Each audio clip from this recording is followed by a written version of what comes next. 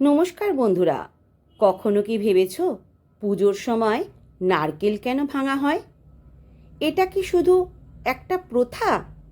না, এর পিছনে লুকিয়ে আছে একটা গভীর সত্য, যা হাজার বছর ধরে চলে আসছে।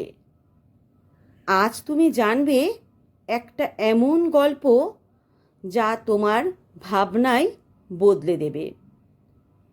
অনেক অনেক বছর আগে, যখন পৃথিবীতে দেবতা আর অসুরদের ভয়ঙ্কর যুদ্ধ চলছিল, মানুষ তখন ভগবানকে খুশি করতে বিভিন্ন বলি দিত।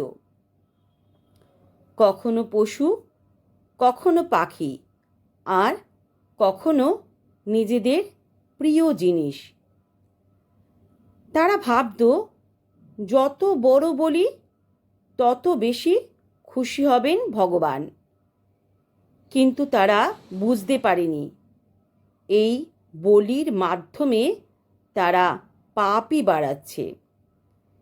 পৃথিবী ধীরে ধীরে অন্ধকারে ডুবে যাচ্ছিল। তখন স্বর্গলোকে একটা বড় সভা বসল। ব্রহ্মা খুব চিন্তিত হয়ে বললেন, মানুষ ভুল পথে চলে যাচ্ছে, ওদেরকে এবার থামাতে হবে। তখন বিষ্ণু বললেন, আমাদের এমন কিছু দিতে হবে যাতে তারা বলি ছাড়াই ভক্তি দেখাতে পারে। সবাই নীরব হয়ে গেল। ঠিক তখনই শিব মৃদু হেসে বললেন, সমাধান আছে। মানুষের অহংকারই তাদের সবচেয়ে বড় শত্রু। যদি তারা নিজেদের অহংকার ভাঙতে শেখে, তাহলে সব ঠিক হবে। এই কথার পর দেবতারা মিলে একটা বিশেষ ফল তৈরি করলেন, যেই ফলটার নাম হলো নারকেল। এই নারকেলটা সাধারণ কোনো ফল নয়। এর প্রতিটি অংশে লুকিয়ে আছে গভীর অর্থ। বাইরের শক্ত খোলস মানুষের অহংকার, যা ভাঙা খুব কঠিন।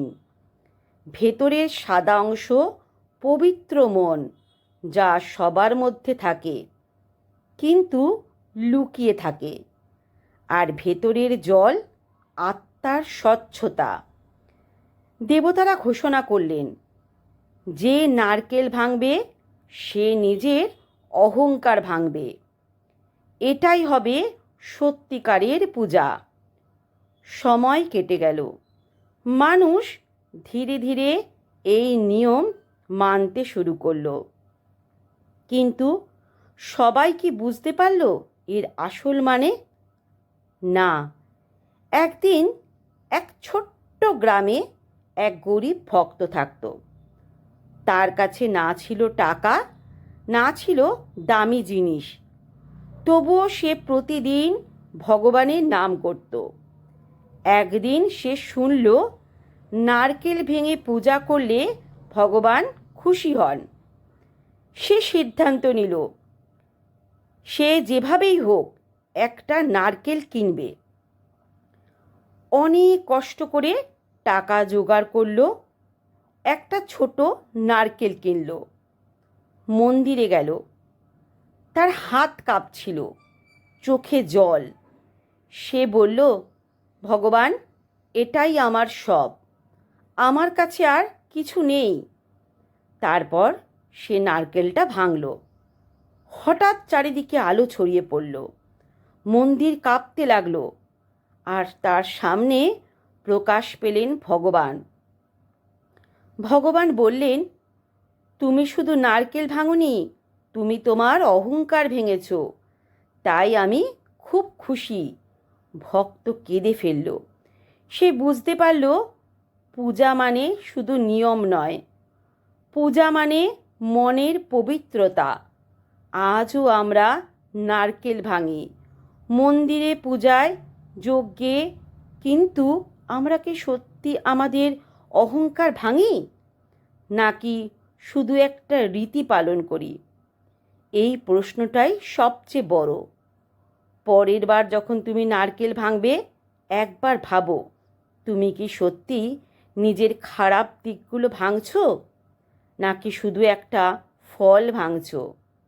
মনে রেখো, ভগবান তোমার জিনিস নয়, তোমার মন চান। যদি তোমার মন সত্যি হয়, তাহলেই তোমার পূজা সফল হবে।